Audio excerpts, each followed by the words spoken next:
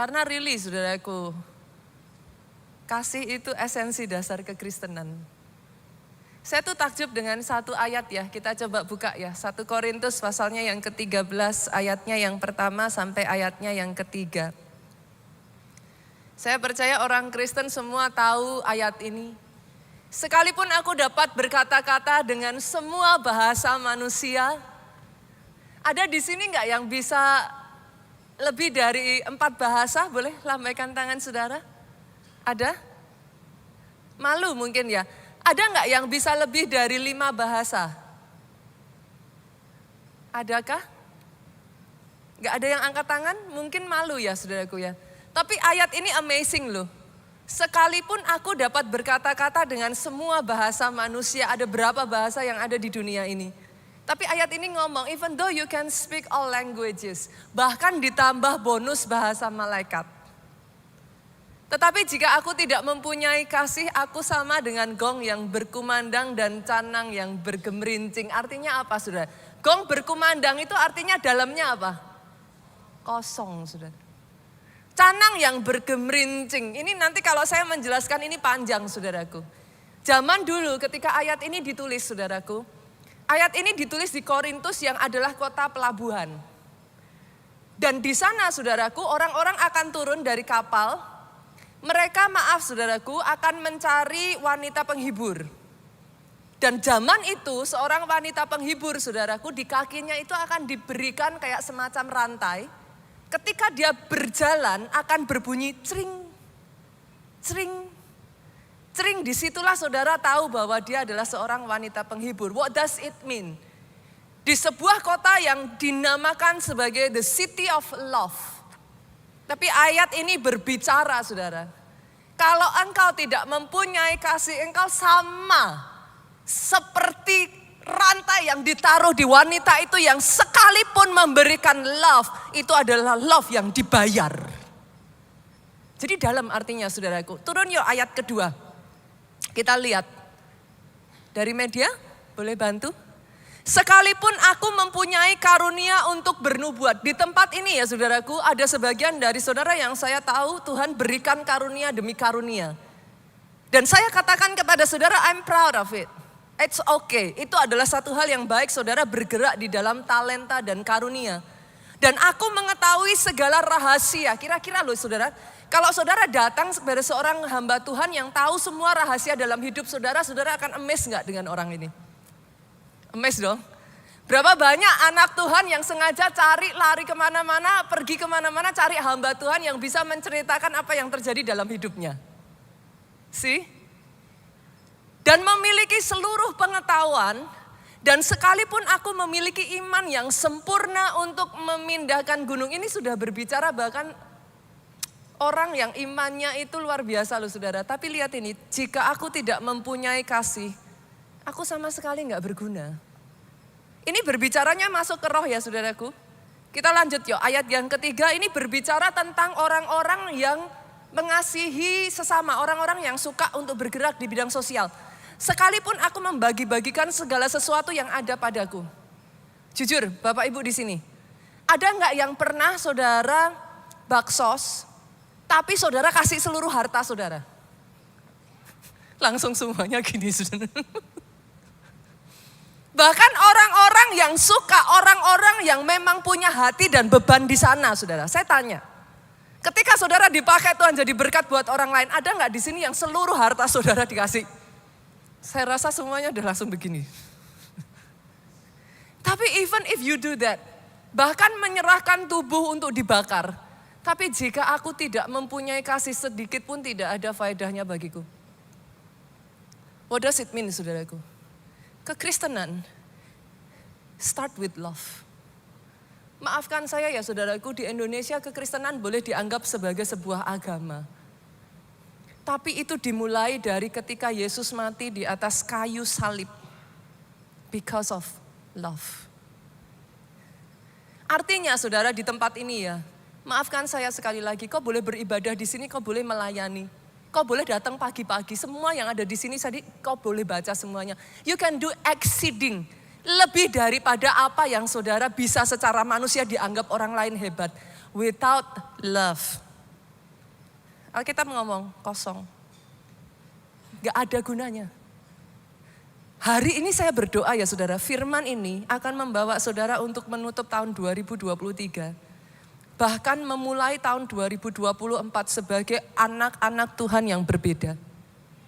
Kenapa saudaraku? Doa saya ya, engkau tidak datang ke tempat ini karena harus. Engkau tidak melayani karena harus. It's not because of obligation. Engkau tidak menjadi suami istri karena harus. Sorry saudara. Berapa banyak pasangan suami istri mempertahankan pernikahannya karena anak. Tapi hari ini saya berdoa ya, ada kasih yang diperbaharui. Baik kasihmu kepada Tuhanmu, baik kasihmu kepada pasanganmu, baik kasihmu kepada anakmu, keluargamu, baik kasihmu kepada sesama. Doa saya, firman 1 bulan ini, time to love. Itu jadi landasan yang nantinya ya saudara menjalani hari-hari saudara ke depan. You become strong. Engkau kuat, engkau tidak goyah. Keluargamu tidak goyah. Cintamu sama Tuhan tidak goyah. Pelayananmu tidak goyah. Dan hari ini saya akan memberi judul firman Tuhan cukup menarik buat saya saudara. Pejuang kasih. Pastor, apa sih itu? Kita buka ya, kita lihat. Matius pasalnya yang ke-24, ayatnya yang ke-7 sampai ayatnya yang ke-14. Berapa banyak di sini saudara kalau saudara baca ayat ini, saudara pakai handphone, boleh lambaikan handphone saudara? Oke ya, banyak yang pakai handphone. Masih adakah yang bawa Alkitab? Maybe ada ya, beberapa ya, masih. Ada yang bawa Alkitab, and I appreciate it. Sama walaupun saudara pakai handphone atau Alkitab sama aja. Boleh nggak dibuka saudaraku? Matius pasalnya yang ke-24 ayatnya yang ke-7. Oke? Kalau saudara buka ayat ini, boleh nggak saya minta saudara scroll ke atas sedikit? Apa judul perikopnya Bapak Ibu? Permulaan penderitaan. Oke. Jadi saudara sudah siap bahwa ayat yang akan kita baca ini maybe tidak akan selalu mengenakkan. Siap ya? Scroll ke bawah. Oke. Saudara akan menemukan lagi perikop berikutnya, siksaan yang berat dan Mesias palsu. Scroll lagi ke bawah. Apa? Perikopnya judulnya yang berikutnya? Kedatangan anak manusia. Maksudnya apa saudara? Ayat-ayat yang kita baca ini adalah ayat-ayat yang menunjukkan kepada kita seperti apa sih muridnya tanya. Kalau nanti engkau datang kedua kalinya, tandanya itu bakalan seperti apa? Karena Yesus ngomong, waktu dan masanya gak ada yang tahu. Bahkan aku gak tahu, hanya Bapa yang tahu. Tapi Yesus ngasih tanda saudara. Saya akan lompat, saya akan bacakan dari ayat yang ke-7. Boleh kita bergantian Bapak Ibu? Saudara baca ayat 8, saya bacakan ayat ke-9 kita bergantian. Sebab bangsa akan bangkit melawan bangsa. Ini tanda-tandanya saudaraku. Kerajaan melawan kerajaan. Akan ada kelaparan dan gempa bumi di berbagai tempat. Ayat 8 dengan suara keras, 2, 3.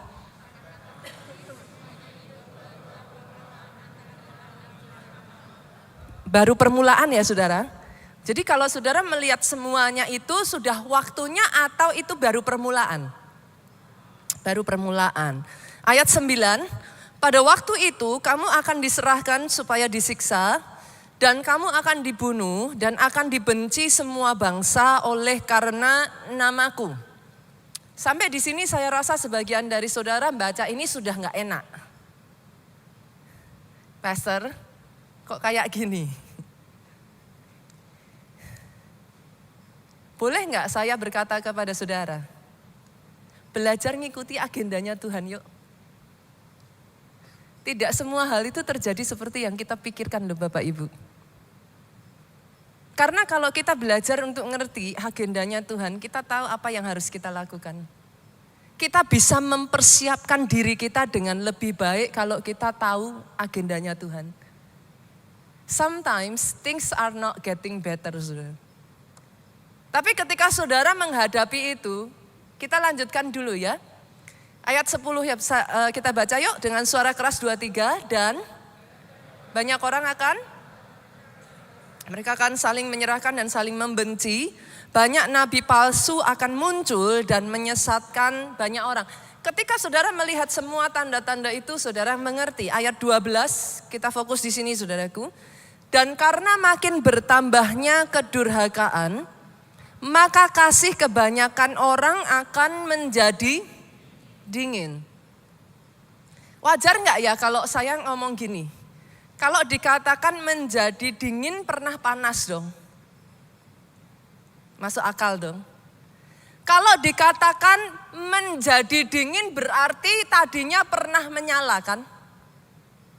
Jadi muncul pertanyaan dong Bu.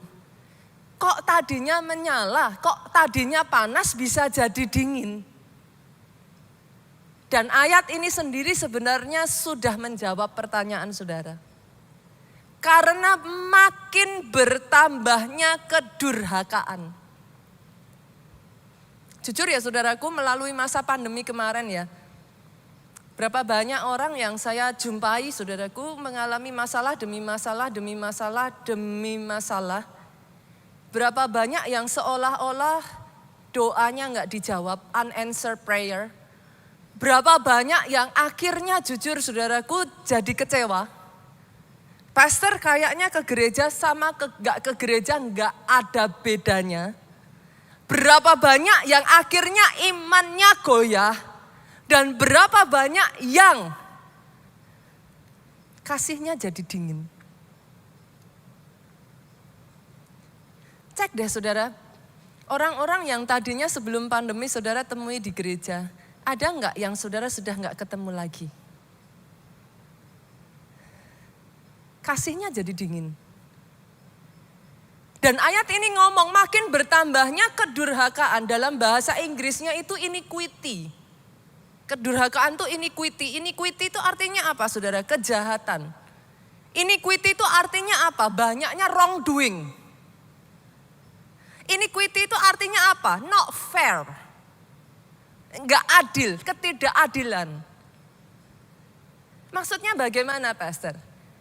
Berapa banyak di sekeliling saudara, saudara itu melihat orang-orang yang saudara kenal ngelakuin hal-hal yang gak baik. Orang-orang yang hidupnya gak bener. Orang-orang yang bahkan saudara ngomong ini orang jahat loh Pastor. Tapi saudara melihat nothing be done. It seems okay. Berapa banyak yang akhirnya saudara berkata, Pastor apa bedanya sih? Kita jadi orang Kristen sama nggak jadi orang Kristen? Kok rasanya mereka juga baik-baik saja? Nothing happen. Mungkin sebagian dari saudara berharap gitu kan. Kalau seseorang ngelakuin sesuatu yang salah petir menyambar dari atas suder gitu. Lalu saudara berkata, oh yes bener ini. Saya harus hati-hati ini. Kan seringkali manusia begitu saudaraku. But apparently nothing happen. Bahkan Asaf itu ngomong hidup mereka baik-baik saja. Mereka menggemukkan perut mereka. Sedangkan kami di sini keadaan kami justru tidak baik-baik saja. Karena makin bertambahnya kedurhakaan kau melihat di kiri dan kananmu. And akhirnya saudara jadi permiskius. Saudara jadi berkata kayaknya gak apa-apa tuh Pastor. It's okay. Kayaknya boleh tuh Pastor. Akhirnya kasih menjadi dingin. Saya bersyukur ya saudaraku ayat ini gak berhenti sampai di sini ya. Ayat 13 saudara kita lanjutkan yuk. Tetapi orang yang bertahan sampai pada kesudahannya akan Selamat. Ayat 14 yuk, media agak cepat geraknya, MP. Ayat ke-14 sama-sama dengan suara keras, jemaat boleh baca, 2, 3. Menjadi kesaksian bagi semua bangsa. Sesudah itu barulah tiba kesudahannya. Jadi kapan kedatangan yang kedua kali, saudaraku? Setelah Injil itu diberitakan sampai ke ujung bumi. Dan yes, saudaraku, we are ushering the coming of Jesus Christ. Ketika Injil itu mulai diberitakan kemanapun, ke kota manapun, ke bangsa manapun, Injil itu mulai diberitakan, saudaraku. Tetapi saya akan fokus pada ayat yang ke-13. Saya tertarik dengan ayat ini. Terlepas dari banyak orang yang kasihnya sudah makin dingin, ada loh orang-orang yang mempertahankan kasihnya sampai akhir.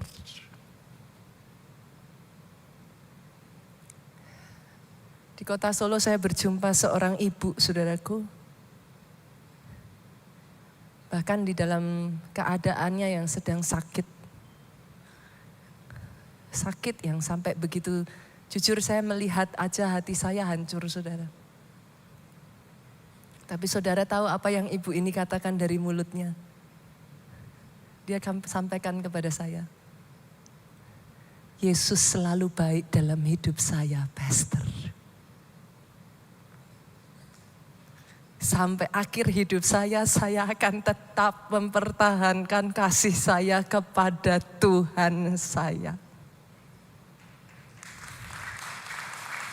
Dia tidak menyalahkan Tuhannya atas apa yang terjadi di dalam kehidupannya. Terlepas dari sakit penyakitnya dan keadaannya, saudara tahu apa yang dia katakan? Yesus terus ada menemani saya loh, Pastor. Saat kadangkala saya kesulitan bernafas, oh dia pegang tangan saya. Bolehkah saya berkata kepada saudara, orang-orang seperti inilah yang saya sebut sebagai pejuang kasih.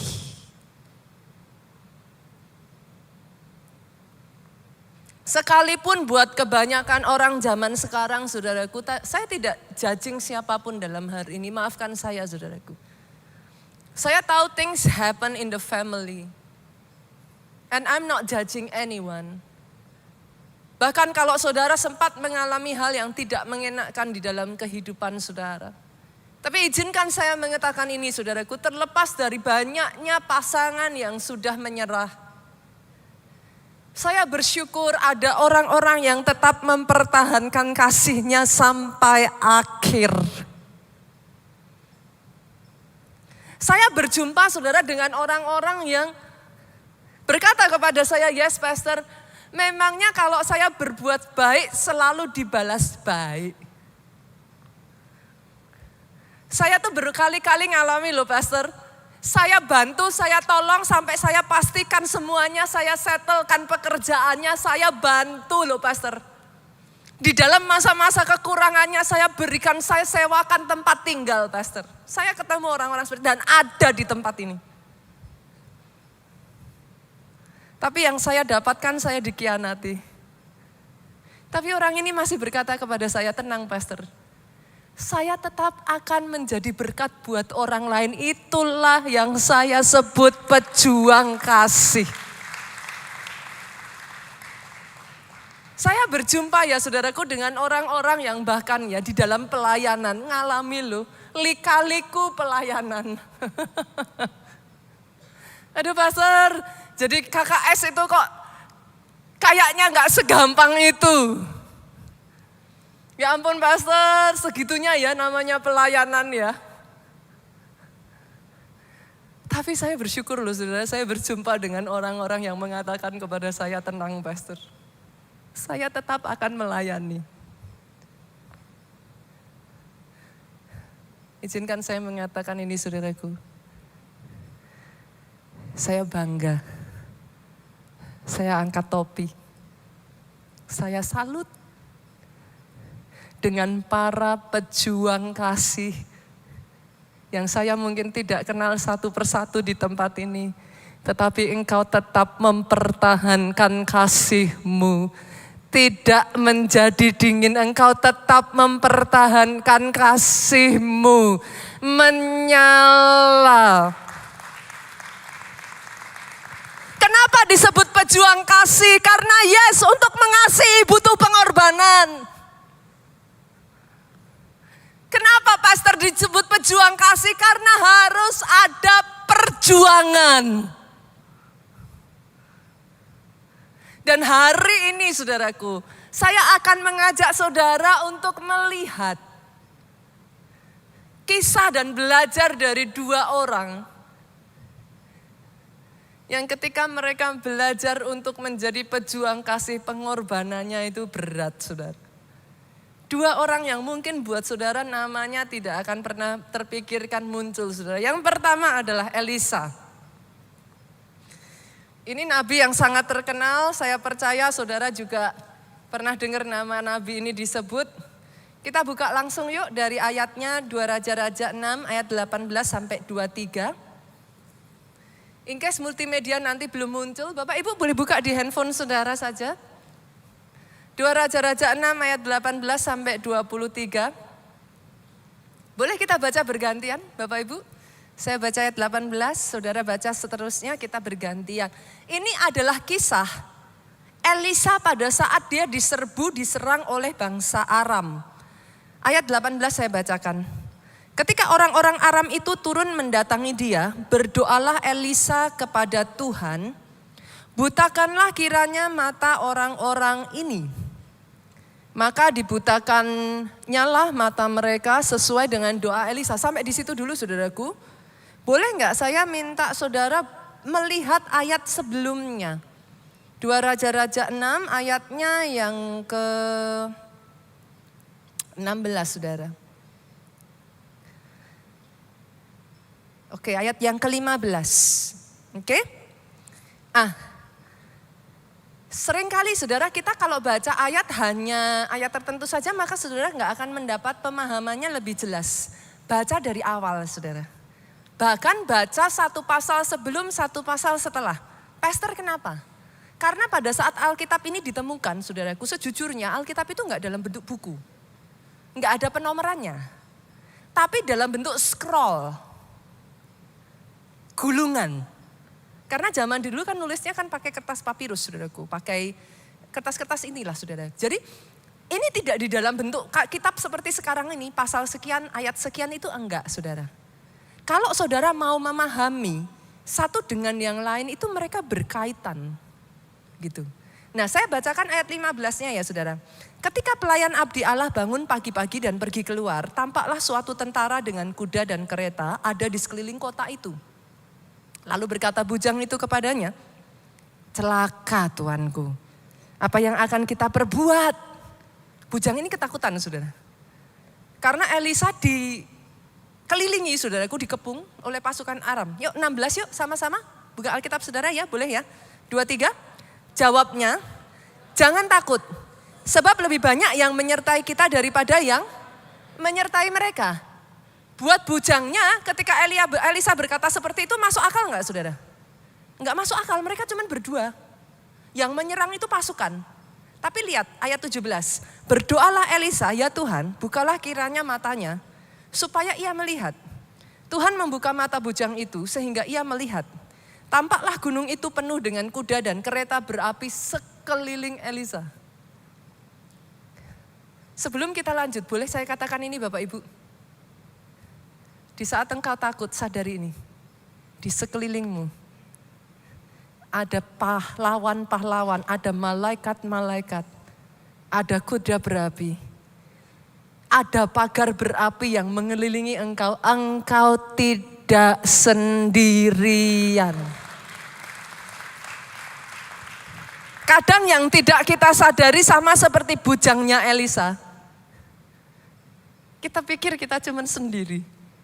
Kita pikir siapa yang bersama kita. Kita pikir kita gak punya backing. Tapi yes, yang di dalam engkau lebih besar daripada yang di luar sana. Elisa saudara, sampai di ayat yang ke-18. mendemonstrasikan kuasa Tuhan yang begitu besar. Tadi bujangnya matanya dibuka, sekarang ayat 18.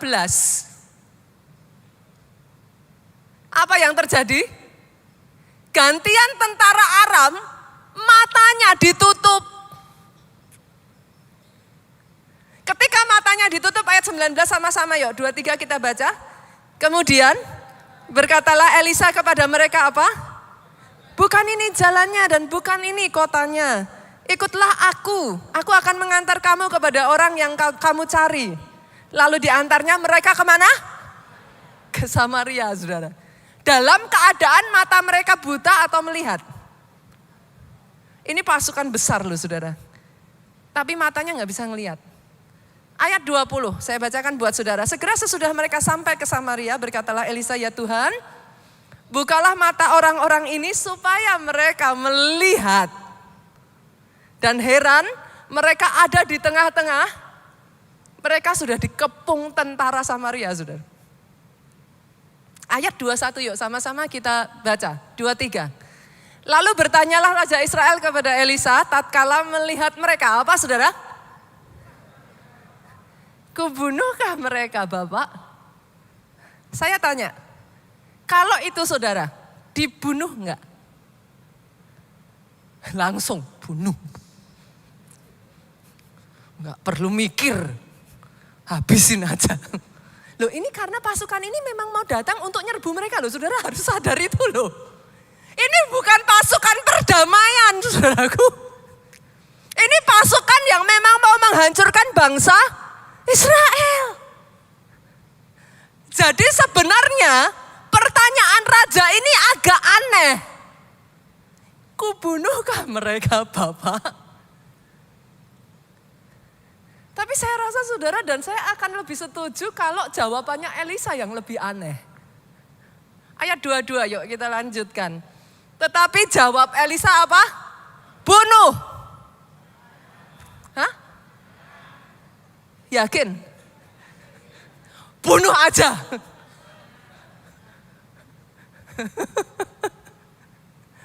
Kadang ya saudara, setuju gak sih saudara dengan saya? Jalan Tuhan bukan jalanmu. Rancangan dalam bahasa Inggrisnya pikiran Tuhan, thought, his thought. Pikiran Tuhan bukan pikiranmu. Jelas-jelas tuh ya dibunuh aja udah beres urusannya.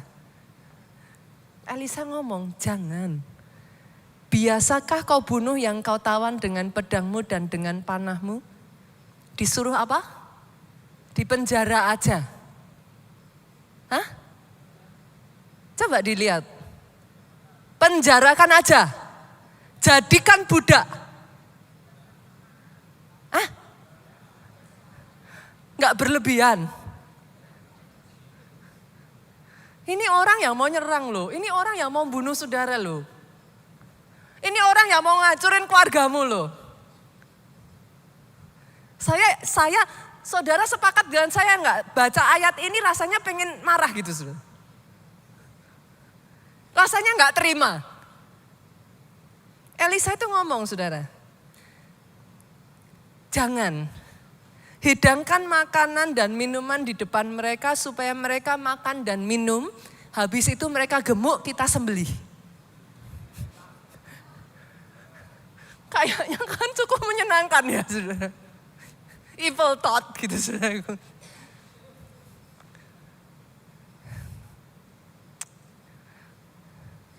Supaya mereka makan dan minum, lalu pulang kepada Tuhan mereka. Ayat 23 ini lebih nyebelin lagi saudara. Disediakannya lah bagi mereka jamuan besar.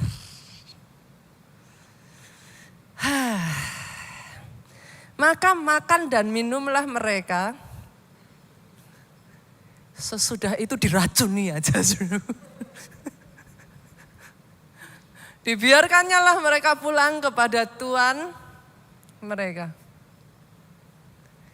Setuju gak sih dengan saya saudara? Jalan Tuhan bukan jalanmu.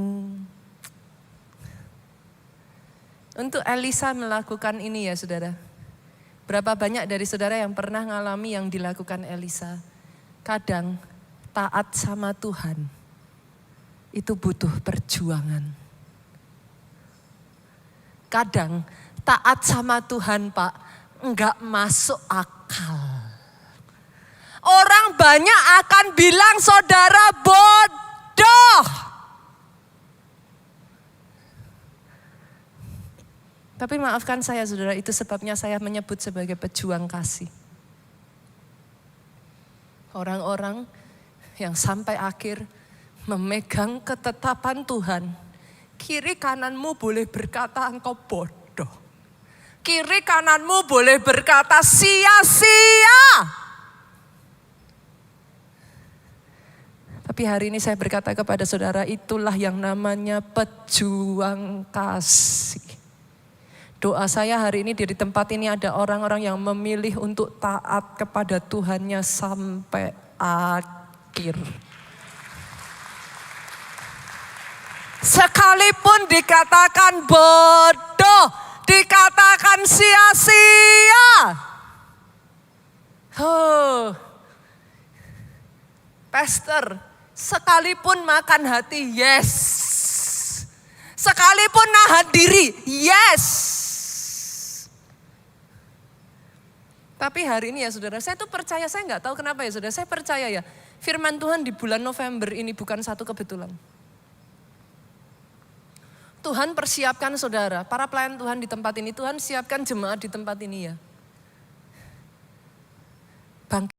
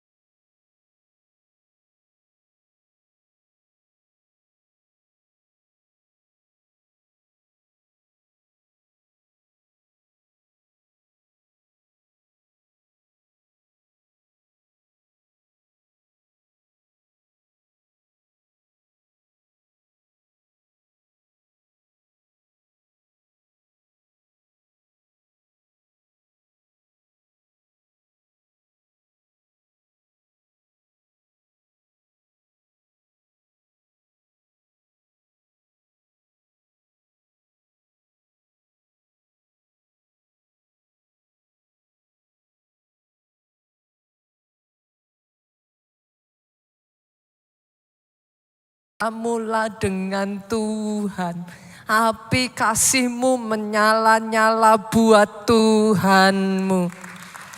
Kalau mau tepuk tangannya yang paling meriah buat Yesus Tuhan kita. Pick, come on. Tepuk tangannya bisa lebih dahsyat lagi buat Yesus Tuhan kita. Dibangkitkan dari tempat ini pejuang-pejuang kasih. Tapi lihat saudaraku, Tuhan gak pernah salah kok. Ayat 23 bagian B.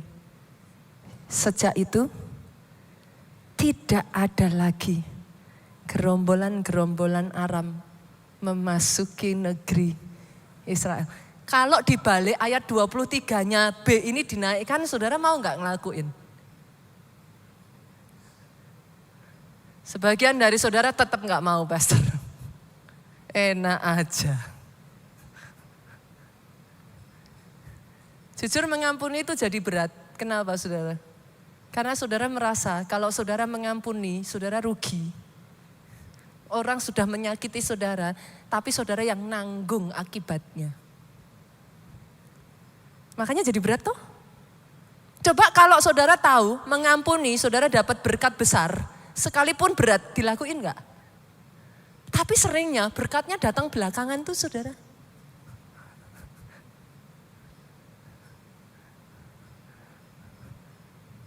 Ikut Tuhan tidak pernah salah. Taat sama Tuhan selalu mendatangkan berkat. Itu sebabnya saya berkata, orang ini adalah pejuang kasih.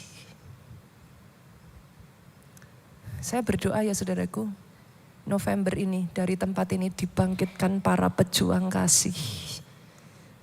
Karena kadang gak gampang Ketika sekelilingmu ya saudaraku tidak mendukung apa yang kau lakukan dipandang aneh, apa yang kau lakukan dipandang tidak berguna, sia-sia, bodoh. Tapi bulan ini saya berdoa jadi landasan untuk seumur hidup saudara. Esensi dasar kekristenan itu kasih. Masih ingat ayat kemarin? Sebagian akan tanya kepada saya, Pastor, kalau gitu apa sih bedanya pejuang kasih dengan mengasihi? Saudara tahu apa perbedaannya? Markus 12, 29 sampai 31 ayat yang minggu lalu kita baca. Tinggal kedua perintah ini yang utama. Apa? Perintah utama yang pertama apa? Saudara tahu apa perbedaannya mengasihi? Kalau saudara mengasihi, bagus. Mengasihi Tuhan bagus gak Pastor? Bagus. Tapi seorang pejuang kasih akan menambahkan di belakangnya. Dengan segenap hatimu. Seorang pejuang kasih akan menambahkan di belakangnya. Dengan segenap jiwamu. Jiwa itu apa saudara?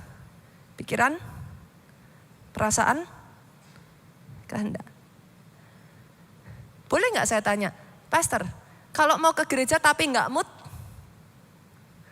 Sejak dari hari ini katakan pada diri kita sendiri, dengan segenap jiwamu. Hatinya gak mood. Mau pelayanan, tapi lagi jengkel. Yang ibu-ibu mau pelayanan hari ini sel besar-besaran.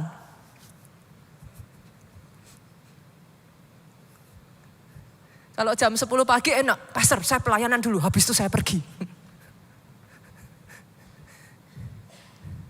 Tapi boleh enggak, kenapa ditaruh di situ dengan segenap jiwamu? Pikiran, perasaan, kehendak. Itulah perbedaan pejuang kasih. Dengan segenap akal budimu. Sadar sesadar-sadarnya sadar. Pelayanan bukannya dapat enak, disalah mengerti. Sadar loh saya Pastor. Papa saya aja gak pernah ngomongan kayak gitu bentak-bentak saya Pastor. Suami saya aja kalau ngomongan sama saya halus Pastor. Ini orang siapa ini? Berani-beraninya ngomongan sama saya. Dengan segenap kekuatan. Tapi saya udah gak kuat Pastor. Senggol kiri kanan, kita pejuang kasih. Senggol depan belakang, kita pejuang kasih. Yang sepakat aminnya yang paling keras. Yang sepakat aminnya lebih keras lagi. Kalau mau tepuk tangannya yang meriah buat Yesus Tuhan kita. Sebab kita pejuang kasih. Sekarang saudara tahu alasannya. Kenapa ayat ini ditulis begitu? Karena banyak orang bilang I love you sama Tuhan. Tapi kalau doanya enggak dijawab, bye-bye Tuhannya. Banyak orang bilang I love this church. Yes. Kalau firmannya mengenakkan. Sekalinya firmannya negur, bye-bye gereja. Loh jujur aja saudaraku. Sekarang jadi pendeta sukar loh saudara. Mau ngomong ini salah, mau ngomong itu padahal kebenaran firman. Enggak diomongin salahnya sama Tuhan. Kan? Kenapa disebut pejuang kasih? Kalau hanya mengasihi, ayat itu ngomong gini. Kasihilah sesamamu manusia. Titik. Udah bagus belum? Bagus. Tapi kenapa disebut pejuang kasih? Karena ada tambahan di belakangnya. Sama seperti engkau mengasihi dirimu sendiri. Itulah sebabnya disebut pejuang kasih. Ini tiba-tiba semua terdiam ya saudaraku. Kayaknya bilang I love you sama Tuhan. Doa saya sejak dari hari ini ya, sama seperti Obaja. I love you-nya enggak cheap. Bilang aku cinta Tuhannya enggak murahan.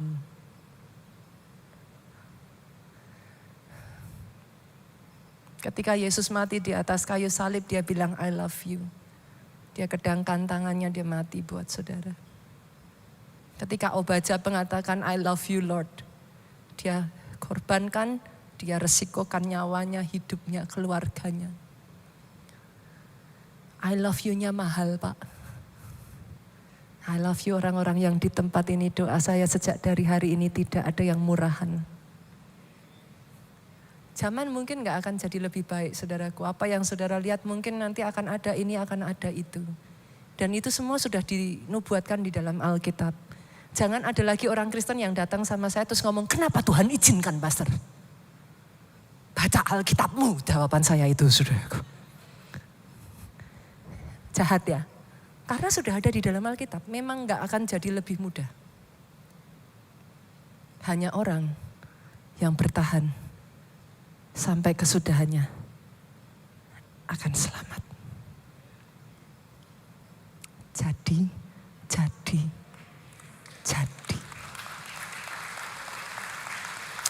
Pastor, saya akan tutup dengan ini. Terus apa yang harus saya lakukan sebagai pejuang kasih? Yang pertama, saudaraku, saya akan bagikan 4 poin. Yang pertama, banjiri dengan doa yuk. Banjiri keluargamu dengan doa. Banjiri gerejamu dengan doa. Boleh nggak saya tarik lagi yuk, saya tantang lagi yuk. Bangkit di dalam doa, Bapak Ibu. Pondok Daud bangun kembali. Kenapa? Supaya cintanya menyala-nyala lagi. Banjiri dengan doa, kenapa? Atmosfer di tempat ini, saya minta pada setiap para pemain musik, worship leader, singer, tim KAW di tempat ini. Bangun lagi atmosfer pujian penyembahan. Banjiri dengan doa bangsa kita ini. Sepakat? Dari mana? Daripada saudara ngeributin pilih 1, 2, atau 3, terserahlah saudara mau pilih yang mana.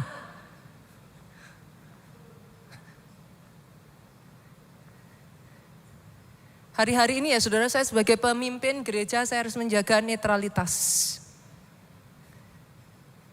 Masing-masing saudara bisa punya pilihan yang berbeda. Tapi satu yang harus tetap sama. Jaya bangsaku, jaya negaraku. Bangsa ini gak boleh terpecah. Sepakat? Indonesia unggul harus terjadi. Pilihlah orang yang takut akan Tuhan. Saudaraku, pilihlah orang-orang yang juga ada bersama-sama mendukung agenda kerajaan Tuhan itu ditegakkan.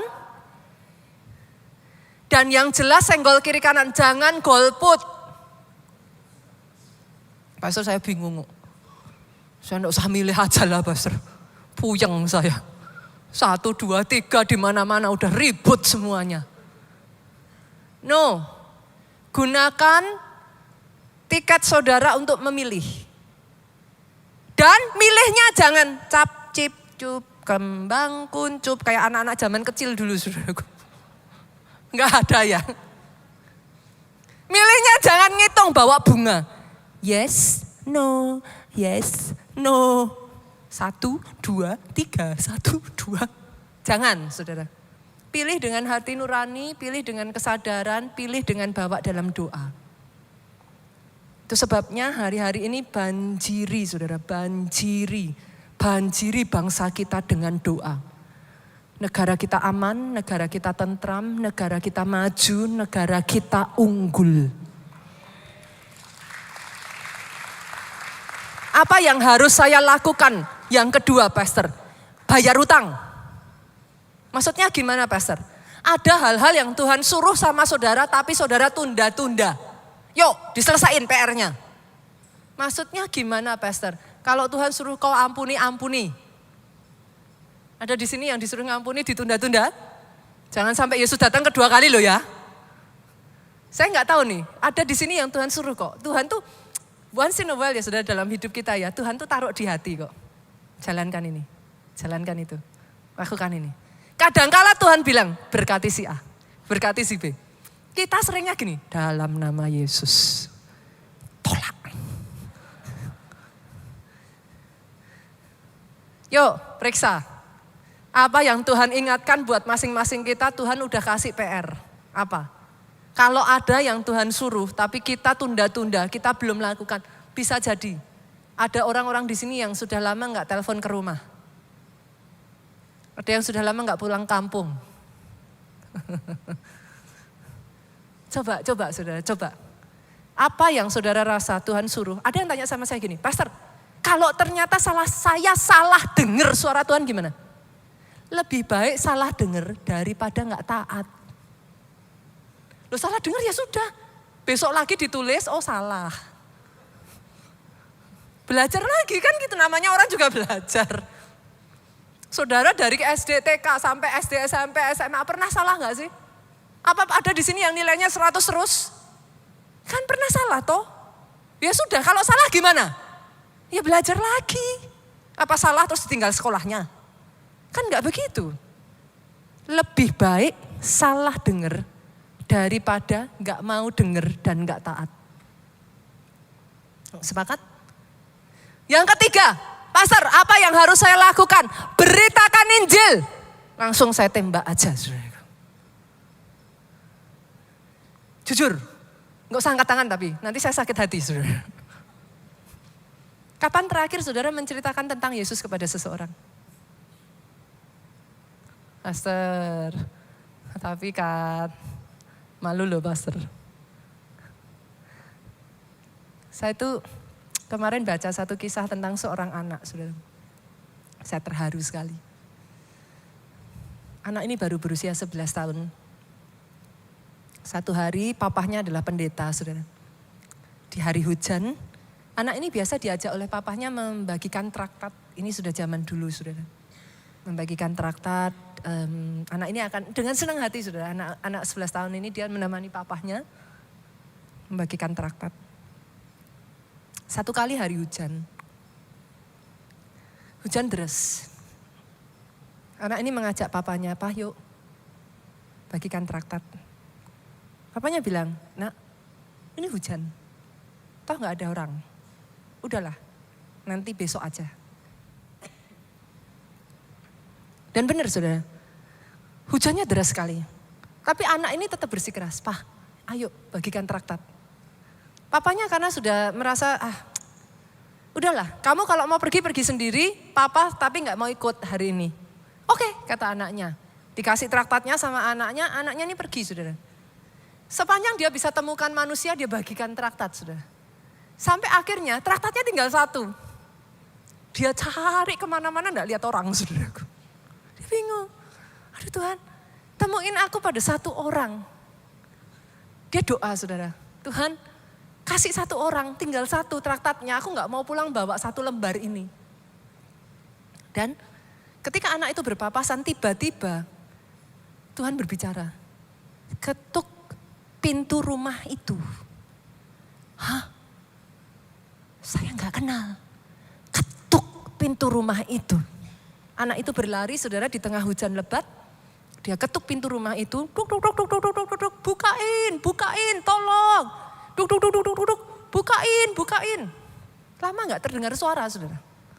Tapi anak ini gak menyerah. Duk, duk, duk, duk, duk, duk, duk, bukain. Lebih keras dia berteriak saudara. Sampai setelah sekian lamanya, turunlah seorang wanita saudaraku. Dan membuka pintu dan bertanya dengan suara yang, nada yang sudah lemes saudaraku. Dia ngomong, "Ya nak, kenapa?" Anak ini happy sekali saudaraku. Ada satu manusia terakhir gitu. Dia berkata, "Ibu," dengan mata berbinar-binar karena itu terakhir, traktat terakhirnya saudara. "Ibu, saya cuman pengen ngomong, Yesus sangat mengasihi ibu. Ibu adalah orang terakhir yang menerima traktat saya. Ibu, ayo datang ke gereja hari Minggu besok. Ibu ikut. Tuhan mengasihi ibu, Tuhan berkati." Ibu ini tutup pintunya, anak ini pulang saudaraku. Keesokan hari Minggunya saudara, Bapak pendetanya naik di atas mimbar dan dia menanyakan, Adakah yang mau bersaksi? Seorang wanita yang sudah tua maju ke depan mimbar dan menceritakan. Ternyata dia adalah ibu yang rumahnya diketuk oleh anak Pak Pendeta, saudaraku. Pada saat anak itu mengetuk pintu rumah ibu ini sudah ada di kamar atasnya dengan tali yang tergantung. Dia naik ke atas kursinya. Dia sudah merasa hidupnya tidak berguna, hidupnya sepi, saudaraku. Baru saja dia naik ke atas kursi, saudara. Baru saja dia hendak akan menggantungkan kepalanya. Dia dengar suara ketukan keras di bawah. Dia pegang tali itu.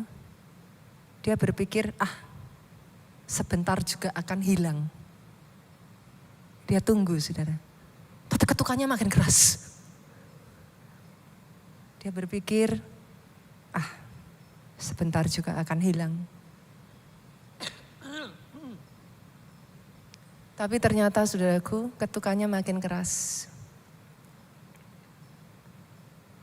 Dia taruh tali itu. Dia turun ke bawah. Hanya untuk mendapati seorang malaikat kecil dengan mata berbinar-binar mengatakan kepada ibu ini, Jesus love you.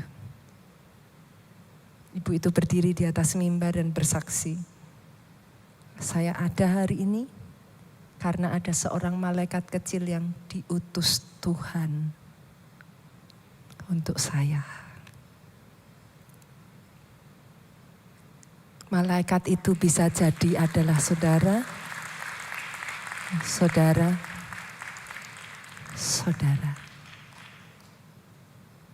Jadilah malaikat untuk seseorang, boleh Bapak Ibu? Kita masuk di bulan Desember sebentar lagi ya. Sebenarnya nggak nunggu Desember juga nggak apa-apa kali, saudaraku. Saya pikir-pikir kenapa nunggu Desember ya. Tapi Desember adalah bulan Natal. Momen yang tepat ya, bagikan tentang Yesus kepada seseorang. Dan yang terakhir, senggol kiri kanan, ayo melayani. In case firman yang diberitakan ini belum menyenggol saudara, saya tabrak aja. Ayo melayani. Multimedia boleh disiapkan videonya. Sebagian dari saudara berkata, Pastor, bukankah melayani gak harus di gereja? Setuju? Bukankah saya bisa melayani di rumah saya? Oh harus. Bukankah saya juga harus melayani di luar? Bagus. Gereja kita minggu lalu, saudaraku, baru saja kita mengadakan baksos di daerah Tangerang, saudaraku. Boleh nggak ya videonya dimunculkan? Adakah? Oh ada. Saya bersuka cita, saudaraku, ternyata gereja kita juga membangunkan toilet umum, WC umum di sana, saudaraku. Jadi ketika saya kemarin mengunjungi, saya ditunjukkan WC umum yang sudah cantik, bersih, bagus. Ternyata itu dibangun dari setiap saudara di tempat ini. Yes, Pastor, saya harus melayani di keluarga saya, setuju. Saya melayani di masyarakat luar, setuju. Tapi apa salahnya melayani juga di gereja, saudaraku? Yang setuju aminnya yang paling keras. Nanti daripada tahu dapurnya, enggak apa-apa. Tahu dapurnya biar bersih-bersih sekalian, saudara. Sepakat katakan amin yang paling keras. Nanti kalau saya luka gimana? Diobati. Itulah pejuang kasih. Luka. Tahu bahwa di gereja bisa terluka. Ribet, Pastor, pelayanan di gereja. Tapi doa saya, hati yang seperti itu ada di dalam hidupmu. Angkat kedua tangan saudara. Diberkati saudara oleh Tuhan. Diberkati keluargamu oleh Tuhan. Jadilah pejuang-pejuang kasih.